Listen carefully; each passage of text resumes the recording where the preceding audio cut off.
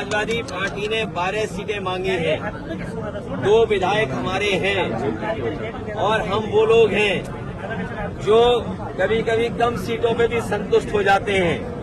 कम से कम सम्मान की तरह जिस तरीके से समाजवादी लोग यहाँ तैयारी कर रहे हैं, इरशाद हैं।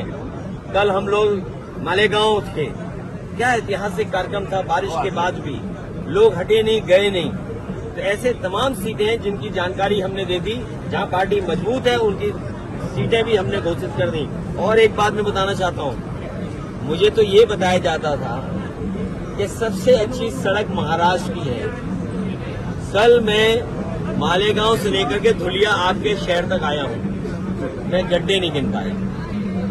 ये टोल इसीलिए लेते हैं, लगता है गड्ढा भरने के लिए, लेकिन इस टोल से गड्ढा नहीं भरा जाता। आपकी जेब से पैसा निकाल करके ये अपनी जेब में रख ले रहे हैं और इसका परिणाम ये है कि सड़कों पे गड्ढे हैं। हमारे यहाँ उत्तर प्रदेश में जो सड़कें बनी हैं उसमें आप हवाई जहाज उतार सकते हैं। और जिस समय समाजवादी लोगों ने सुकोई, मिराज और हरक्यूलिस सड़क पे उतारा था, उसी समय देश के प्रधानमंत्री जी, देश के सड़क मंत्री ने ये कहा था कि हम ऐसी 30 हाईवे बनाएंगे जिन पर हवाई जहाज उतर सकता है। बताओ, यहाँ के तो सड़क मंत्री हैं, क्या आपके धुले और मालेगांव के बीच में हवाई जहाज उतर सकता है? बीजेपी को हरा लें, और बीजेपी को हराने के इसलिए बीजेपी को हराना जरूरी है क्योंकि हमारे देश की जो संस्कृति है वो मिली जुली संस्कृति है। हमने सबको अपनाया है, उन्होंने हमें अपनाया है। जो लोग यहाँ आए, उस भारत भूमि पर जो लोग आए उन्हें अपना लिया। सर धुलिया और मालेगांव और ये और मालेगांव की सीट के बारे में ये जो जगह है महाराष्ट्र, इसी से नारा दिया था क्विट इंडिया।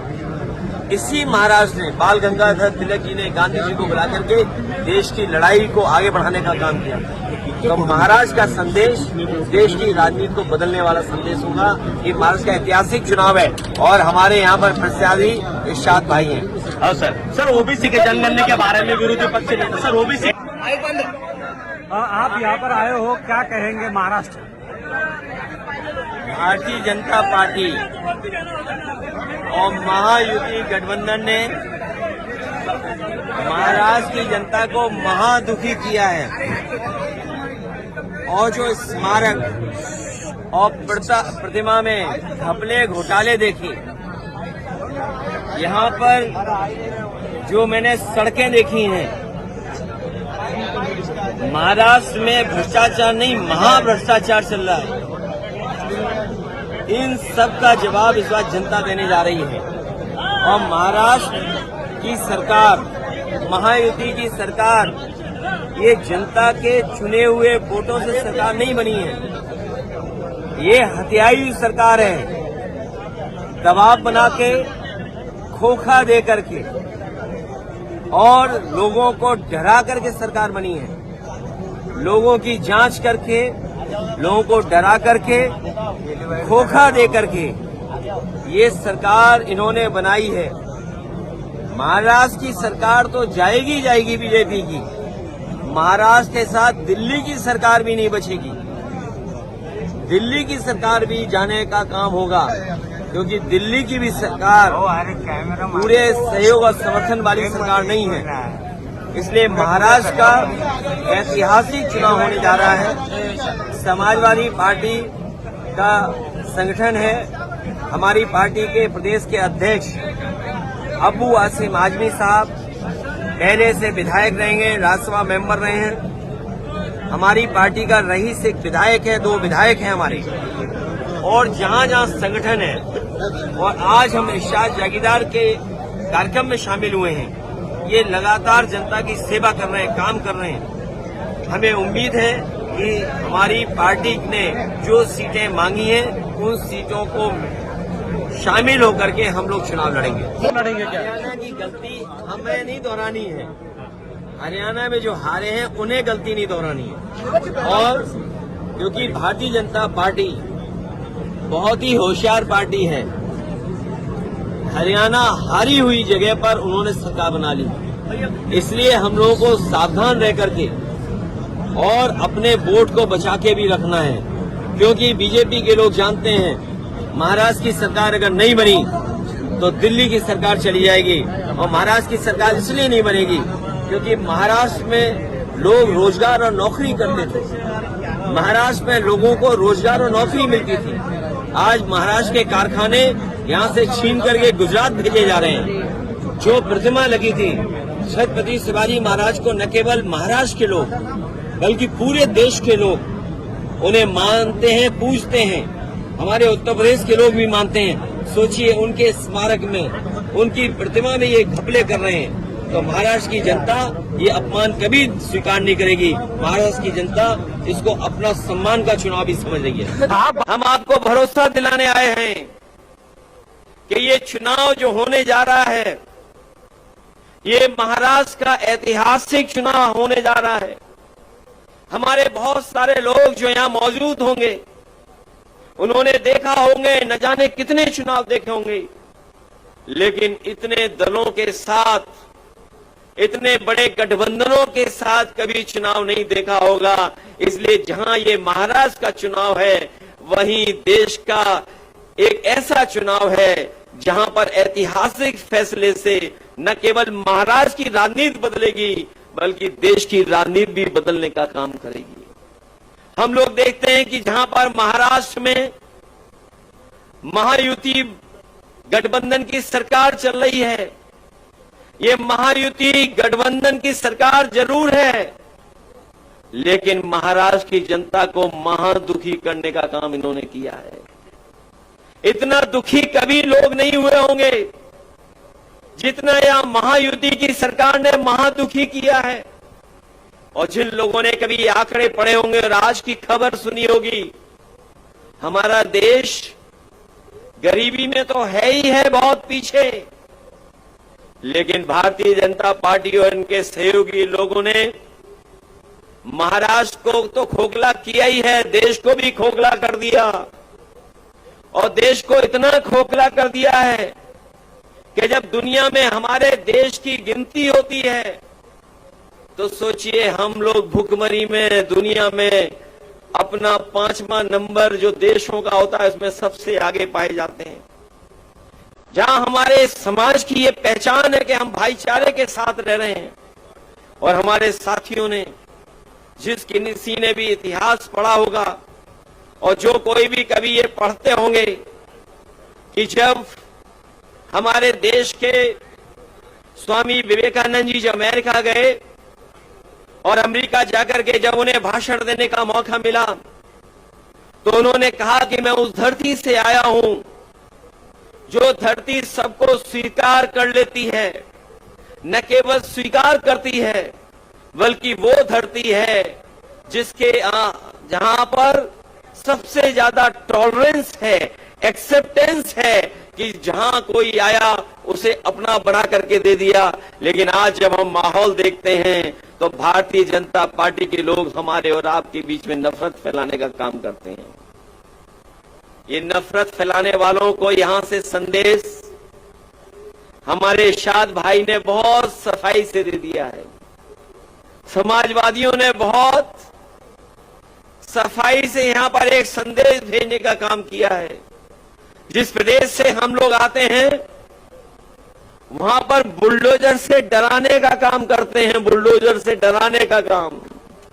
लेकिन इस बार इरशाद भाई ने बुलडोजर से ही हम लोगों पर फूल बरसाने का काम किया। मैं इरशाद भाई का बहुत बहुत धन्यवाद देना चाहता हूं। सुनो बुनकर भाइयों, श्री मुलायम सिंह यादव नेताजी ने बुनकरों की बिजली की बिल पूरे महीने की फिक्स रेट कर दिया। कितना? 65 रुपया, सिर्फ और सिर्फ 65 रुपया। ये फिरका परस्त पार्टी जब से आई है बीजेपी ना, फिर उसने बढ़ा दिया है बहुत ज्यादा। लेकिन हमारा वादा है कि जिस समाजवादी पार्टी की ताकत आएगी ना, यहां भी बिजली की बिल बहुत कम कर दी जाएगी। ये हम आज आपको ऐलान करके जाते हैं। मैं ये नहीं कहता हूं कि मैं 145 सीटें चुनकर आ जाऊंगा। आजकल पार्टनरशिप का जमाना चलता है। अगर मैं 6-8 भी चुनकर आ जाऊं और इनको उतने कम पड़ जाएं तो इनको धुलिया में आकर ऐलान करना पड़ेगा। पावर लूम की सुविधाओं के लिए ये एक मर्द का आपको वादा है। लेकिन कब होगा? जब आप ताकत देंगे हम, जब होगा ये परेशान है लोग। सबसे ज्यादा बिजली की बिल आज महाराष्ट्र में हुआ है। मैं देख रहा था गुजरात, दिल्ली, हरियाणा।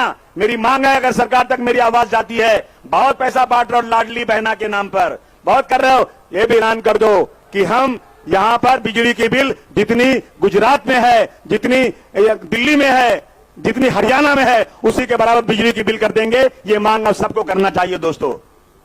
हम पार्लियामेंट में जाएं किसानों की बात, हम यहां जाएं किसानों की बात।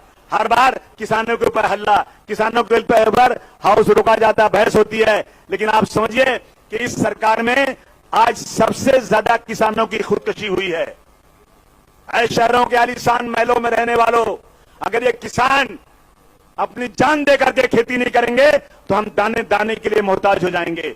मेरा देश 65, 70, 75% किसानों का देश है और इस देश में किसान परेशान है। बड़े बड़े बिजनेसमैनों का हजारों करोड़ माफ किया जा रहा है, लेकिन किसानों का 10,000, 15,000 बाकी है, तो आकर के उनके घर में ताला बंद करके उनकी प्रॉपर्टी को ले लिया जा रहा है। मैं भी गया था वर्धा में, एक आदमी ने मुझे बुलाया, कासिम भाई एक किसान ने आत्महत्या किया, चलिए घर पे। मैं जब घर पे गया ना तो कहा कि उसकी बेटी की शादी होने वाली थी, थोड़े दिन बाकी थे, गल्ला जितना घर में जमा किया था ट्रॉली लेकर आए, पूरा गल्ला लेकर चले गए। किसान शर्मा गया, परेशान हो गया कि अब मैं मेरी बेटी की शादी कैसे करूंगा, इसका हाथ पीला कैसे करूंगा। उसने खुदकुशी कर दिया। शर्म आना चाहिए सरकारों को, जो सरकारें आज किसानों की आत्महत्या नहीं रोक पा रही हैं। आप लोगों से हम आज न सिर्फ वोट की अपील के लिए आए हैं, बल्कि एक बहुत बड़ी जिम्मेदारी आप लोगों के, हम सबके कंधे पर है। ये जो चुनाव है, ये सिर्फ इस प्रदेश का चुनाव नहीं है, आपके चुनाव पर पूरे देश की नजर टिकी हुई है। क्योंकि इससे पहले जब 5 साल पहले यहाँ पर चुनाव हुआ था, तब भी आपने इन लोगों की सरकार बनाने का जनादेश नहीं दिया था। ये वो लोग हैं जो ताकत में बैठे हैं, इन्होंने आपका जनादेश चुरा कर अपनी सरकार यहाँ पर गद्दारी से बनाने का काम किया था। तो ये वक्त है कि आप लोग एकजुट होकर इस बार इतनी ताकत से वोट डालें, एकजुट होकर इतना वोट दें कि कोई हमारे वोटों का दुरुपयोग पिछली बार की तरह ना कर पाए। आपके यहां से जो संदेश जाने वाला है वो पूरे देश के लिए जाएगा।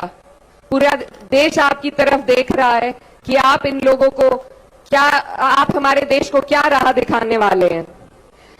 हमारे बीच में ऐसे लोग राजनीति में उतर आए हैं जिनके पास विकास का कोई एजेंडा नहीं है, सिर्फ सांप्रदायिकता फैलाकर आपको और हमें बांटने का काम किया जाता है, ताकि हम अपने अहम मुद्दों से, विकास के अहम मुद्दों से हमारा ध्यान भटकाकर हम आपस में लड़ें और ये लोग कुर्सी पर सत्तानशीन हो जाएं।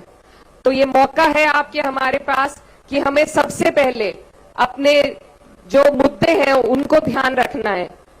हमारे बच्चों की बेहतर शिक्षा हो, उन्हें बेहतर रोजगार मिल सके, आपको चलने के लिए बेहतर सड़कें, बिजली, पानी, सब चीजों की व्यवस्था मिल सके। इन्हीं मुद्दों पर आपको वोट देना है। और मैं ये कहना चाहती हूँ कि समाजवादी पार्टी जब जब सत्ता में आई, हमेशा फ्री शिक्षा, फ्री सिंचाई और फ्री इलाज की बात की है। तो आप लोगों के लिए भी ये सुनहरा मौका है। पार्टी यहाँ पर मजबूती से चुनाव लड़ना चाह रही है और ये वही पार्टी है जिसने हमेशा पूरे समाज को साथ लेकर चलने का काम किया। भैया ये चुनाव धुलिया के विकास का चुनाव है। मेरे दोनों प्रतिनिधि जो मेरे प्रतिस्पर्धी है, वो दोनों ये चुनाव धर्म के नाम पे ले जाना चाहते हैं। दोनों ने एक सेटिंग में कुश्ती खेलना सीखे और हमें खुशी है कि ये धर्म की राजनीति के खिलाफ लड़े हैं जो लोग। एक चौधरी नाहिद हसन जो हमारे भाई, इनको झूठी केस में मुझे लगता है 1-1.5 साल आपको बंद कर दिया गया और उनका चुनाव उनकी बहन चौधरी इकरा हसन लड़ी। तो ये इनसे हम आज ऊर्जा लेते हैं कि ये धर्म की राजनीति करने वालों को हम हराएंगे। ये दोनों से हम आज यहाँ से ऊर्जा लेकर जाएंगे। हमारे दोनों अपोनेंट के पास विकास की कोई बात नहीं है, वो यही बात करते हैं कि धर्म के ऊपर वोट दो। भाई और बहनों, मैं आप लोगों को ये बताना चाहता हूँ, ये चुनाव धुलिया बदलने का चुनाव है, ये विकास का चुनाव है, ये अपने बच्चों का भविष्य उज्जवल करने का चुनाव है। आज हम देख रहे हैं धुलिया में जो बेसिक चीजें चाहिए, रोड, नाली, गटर, रास्ता, इनका दर्जेदार काम नहीं हुए। बड़े पैमाने पे भ्रष्टाचार हुआ है। मैं इस शहर को भ्रष्टाचार से मुक्ति करना चाहता हूँ।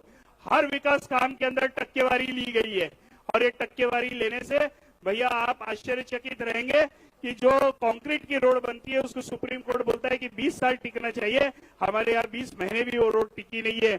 और जो डामर की रोड बनती है, जो ब्यूटेमेंट की रोड बनती है, वो भी 2-2, 3-3 महीने में खराब हो चुकी है। इतना बड़े पैमाने में हमारे यहाँ भ्रष्टाचार हुआ है और ये जो भ्रष्टाचार कर रहे हैं ये इन्हों को आप लोगों ने संधि दी कि आप लोगों की सेवा करे और ये संधि का सोना करे, पर ये लोगों ने वो संधि का सोना किया जरूर पर खुद के लिए किया। आधी रात में ये पैसे वाले लोग बन गए हैं।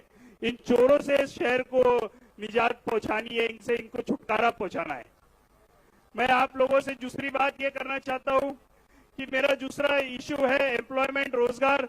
मैं 5,000 रोजगार 5 साल में आप लोगों के लिए खड़े करने का आपको वचन देता हूं, पर इसके लिए मुझे शहर धुलिया के हर एक नागरिक की एक ही मदद लगेगी कि आपको शहर धुलिया को अमन और शांति का शहर बनाना है।